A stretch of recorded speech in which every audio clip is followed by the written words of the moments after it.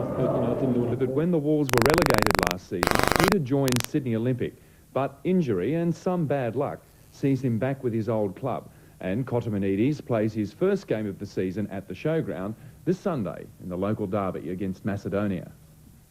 The 23-year-old midfielder was one of the Wolves' most creative players last season, and he caused many defences a lot of headaches in a year Wollongong City was destined for relegation, despite finishing in the middle of the table.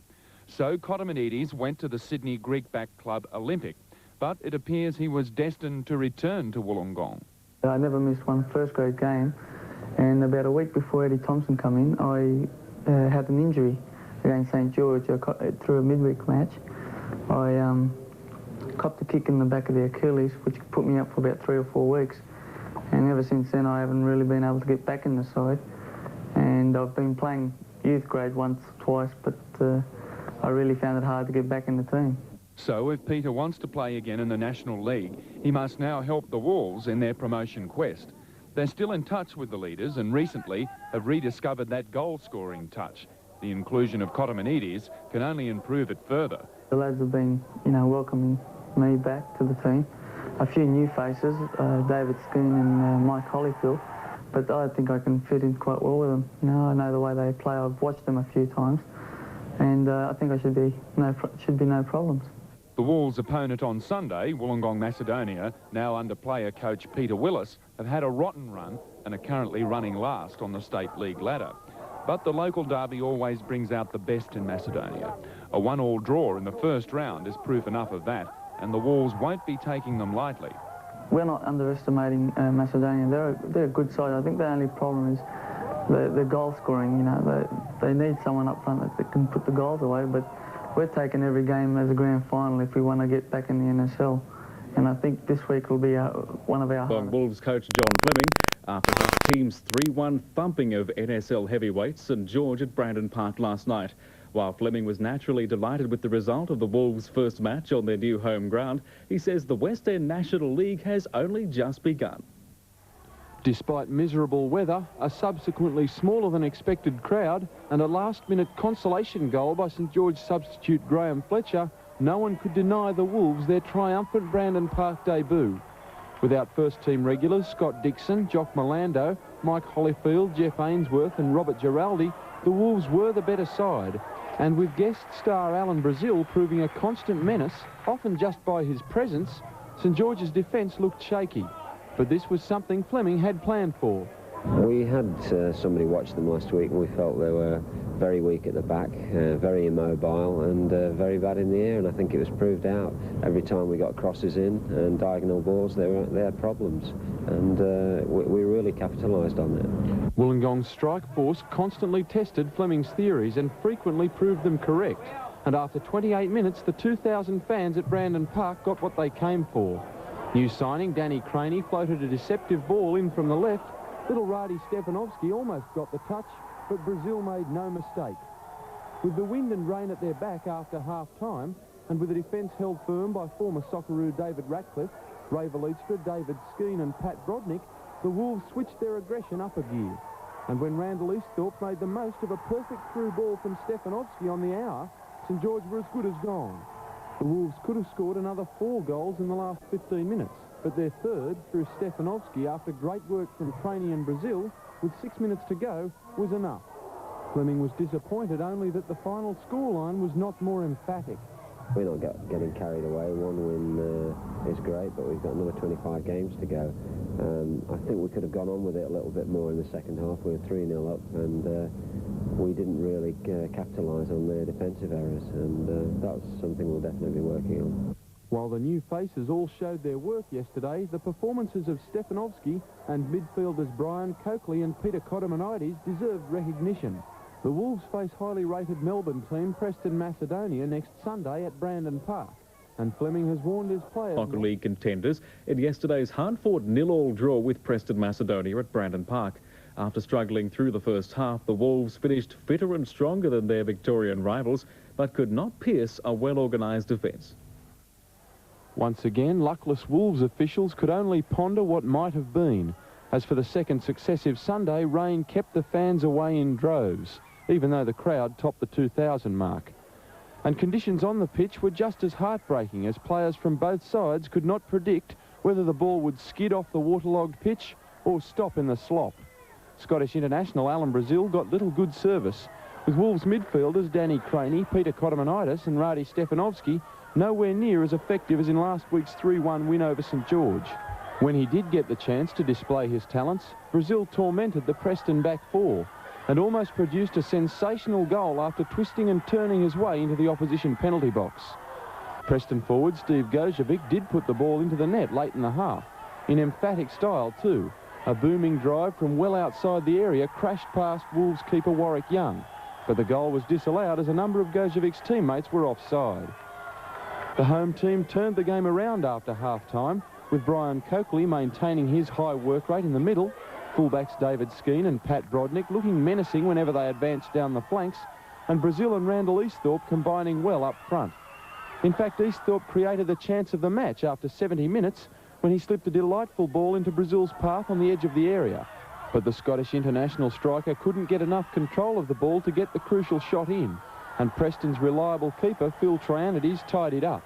Shortly after, Brazil had another chance to put the Wolves in front with a powerful header, but again Trianides was equal to the occasion. While the Wolves remain unbeaten, their stocks soared for this Saturday night's clash with Adelaide City in Adelaide when they heard the news that St George, the team they beat so well last week in the West End National Soccer League. The unbeaten Wolves take on Adelaide in Adelaide on Saturday night, their first away-from-home assignment this season. Coach Fleming read the riot act to a handful of his players after last Sunday's 0-0 draw at home to Preston Macedonia. But Fleming is yet to decide if there'll be changes in the Wolves lineup for Saturday's match. According to the Wolves coach, Adelaide are a very skillful side capable of holding possession for long periods and building sustained attacks. And he'll be instructing his side to ignore the South Australian team's 6-0 loss to St George last weekend. A scoreline Fleming says could have been just a one-off result. The Wolves have built strength and depth in a number of positions this year, and no more so than in the back four, where Ray Valeetstra, David Ratcliffe, Pat Brodnick and David Skeen have been particularly impressive. Fleming says Skeen has improved about 70% now he's playing regularly against better opposition. And with Jock Morlando now fit and ready to challenge for his first-team spot, the Wolves' defence is looking good. Morlando will have a final test on his injured hamstring tonight, but he is expected to be cleared to play. Also ready to resume is captain Jeff Ainsworth, while striker Robbie Giraldi is also getting closer to peak fitness after coming on as a second-half substitute against Preston.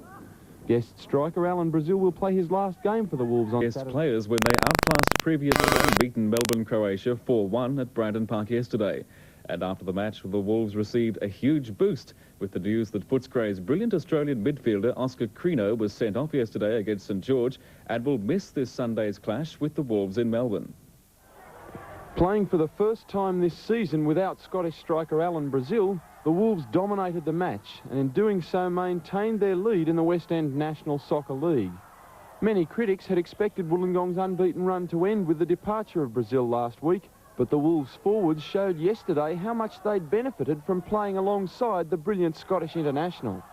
Radi Stefanovski returned to the first team and showed his usual creativity, and Randall Easthorpe continued his outstanding early season form with some powerful running both on and off the ball. But fittingly, it was Brazil's replacement, Robbie Giraldi, who made the first incision, when in the 14th minute, he escaped his marker and met a Stefanovski free kick with a perfect header from close range, giving Socceroo goalkeeper Jeff Olver no chance. In fact, Olver was given little hope all day by a Croatia defence which was more often than not left in tatters. The Wolves went 2-0 up after 31 minutes thanks to a dubious penalty. Easthorpe chased a through ball in the area and seemed to get himself tangled up in his own legs as Croatia fullback Graham Hayes ran past.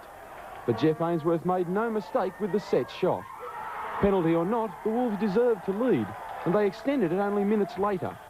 Easthorpe collected the ball after running into space in the box, and his cross from the right found Craney, whose shot, although partially deflected by the keeper, still lobbed over the goal line.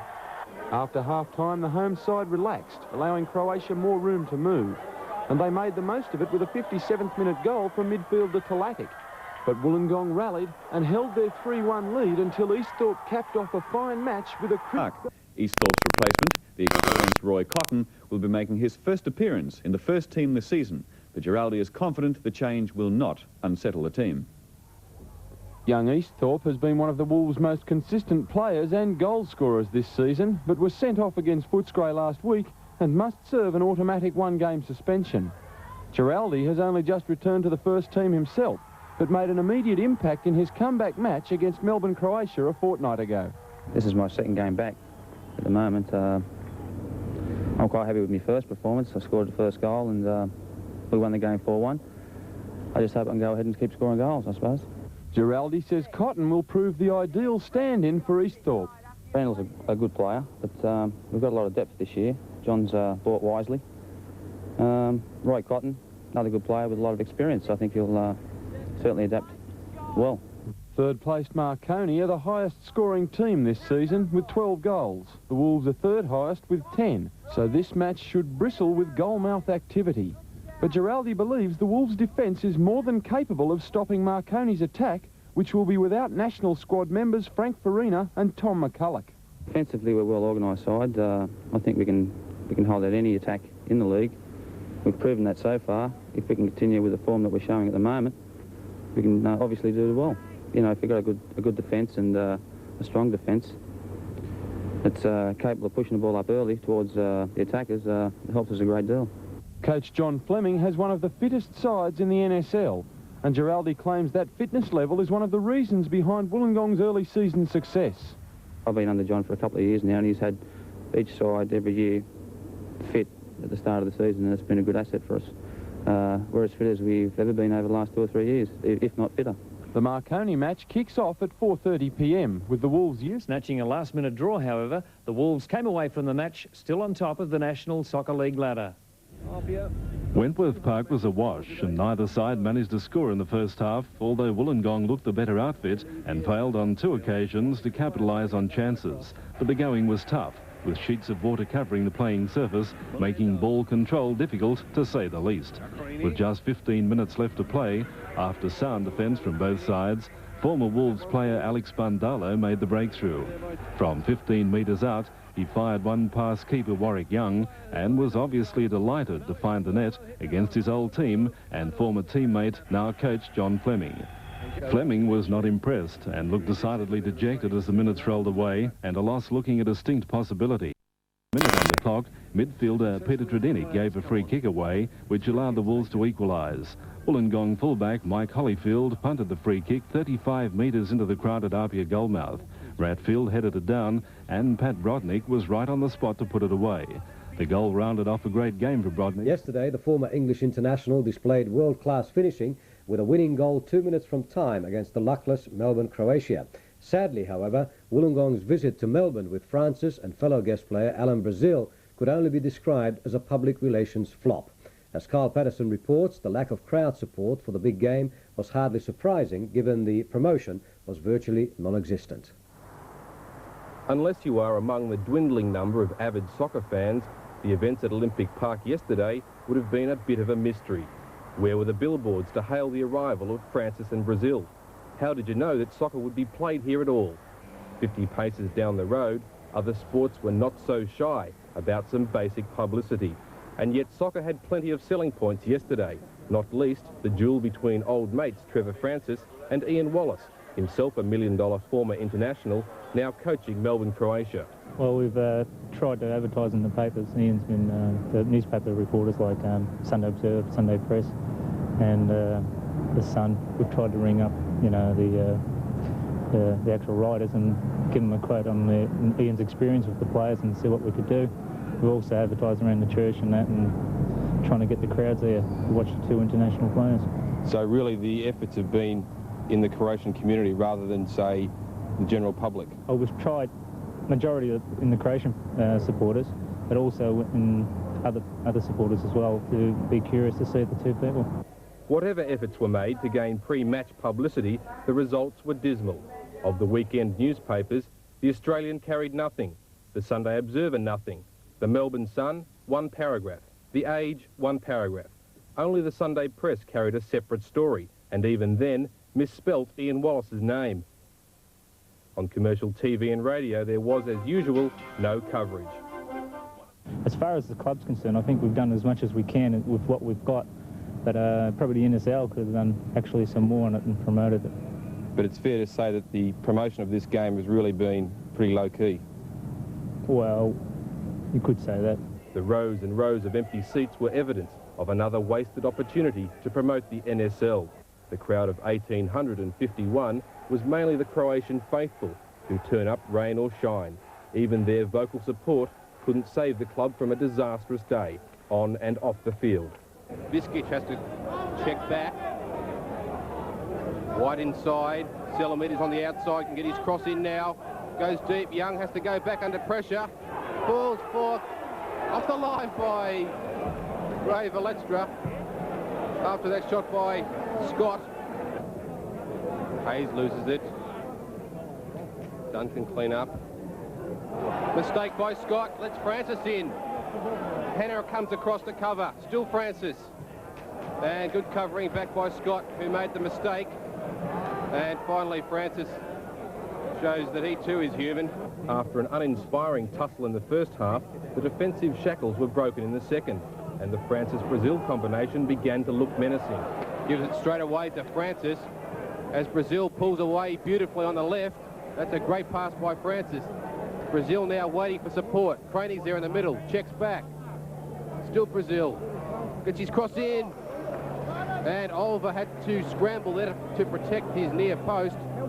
Then as the game entered its final 30 minutes, Croatia bombarded the Wollongong goal. Davidson. Finally Hayes gets it forward. Dale wide on the break. Can he get there before Young? He can hook it back. Unguarded goal. Valestra and Selamides brushed his kick. Once again, Dunn at the far post. He's the target. Dunn gets there. Still loose. Lewis tries a shot on the turn. Oliver gets over there quickly. White. Good skills. Into the path of Paul Lewis. Tries a shot. And that was inches over the bar. With time fast running out, Croatia made a fatal mistake, and Trevor Francis coolly applied the killer punch. Hollifield goes long. Falls loose, Francis. There's the goal. Trevor Francis. I was waiting all game for a decent chance to come along, and I knew when it came along, it's a good chance for me to score. I hit it cleanly, and there was no way back for your team and then. The game itself, I think we dominated. We've been doing this for weeks. I mean, Trevor today showed you what the game's all about. You know, you stick the ball in the National Soccer League match at Brandon Park today. Olympic had defender Tony Dacos sent off after an incident with Wolves striker Pat Brodnick 5 minutes into the second half when trailing 1-0, but battled back to snatch a controversial equaliser. After Friday's stunning decision by Harry Michaels to quit as Wollongong's executive manager and the subsequent departure of Scottish striker Alan Brazil, the Wolves faced an enormous test of character today, and they probably deserved a better fate. Neither side looked likely to take over the match, thanks mainly to the efforts of referee Jim Reeves, who confused and aggravated both sides with his constant whistle-blowing during the first 45 minutes. Winger Grant Lee and midfielder Abbas Saad were Olympics' most dangerous players, Lee having 2 clear shots saved in the first half hour. But the visitors were lucky to have 11 players leave the field at half-time. Centre-half Robert Ironside was very fortunate to remain in the game after 2 brutal challenges on Randall Easthorpe and Pat Brodnick. But it was a free kick on the edge of the Sydney box which led to Wollongong's goal. Jeff Ainsworth's shot was deflected in a crowded goal mouth, and Brodnick appeared on the right to put the Wolves 1 up. That was the half-time score, and Tony Dacos earned his first yellow card almost immediately after the resumption when he bundled Brodnick off the ball with a very heavy tackle. But minutes later, he was off for a similar incident, which the Olympic defender embellished with a facial massage. The match was becoming more and more heated, and the referee handed out yellow cards to Wolves fullback Jock Milando and Olympic striker John Cosmina after another incident on the edge of the Wollongong box. 24 minutes into the second half, Danny Craney broke down the left and presented Brodnick with a neat chance in front of goal, but the youngster's volley never looked likely. From that point, Olympic turned the match around and began to push forward with almost immediate results. After a build-up on the left, the ball fell to midfielder Jason Polak 25 metres out, And he cracked a glorious low drive which gave keeper Warwick Young no chance and left Wolves. A minute and a half into the game, a left-sided Cotamanides corner caused a scramble in the opposition penalty area, and Marshall Soper threaded the ball past the goal line defence and the keeper. In the 36th minute, Skeen, who was revelling in his midfield role, fired a 35-metre diffing shot that looked sure to be a goal until the keeper pushed the ball over the bar with his fingertips. At half-time, the score still lay at 1-0, with the Wolves controlling the game from midfield. In the second half, Soper was replaced, with Stevanovski moving to right wing and Cotamanides playing a more central role.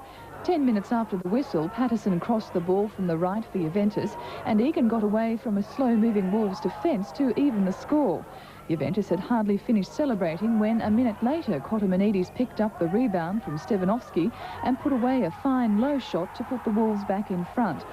Soon after the restart, Juventus lost a little composure when Egan was felled in the penalty area, and the Wolves applied the pressure. In the 32nd minute, their efforts paid off when Easthorpe found a hole in the defence to bring the score to 3-1.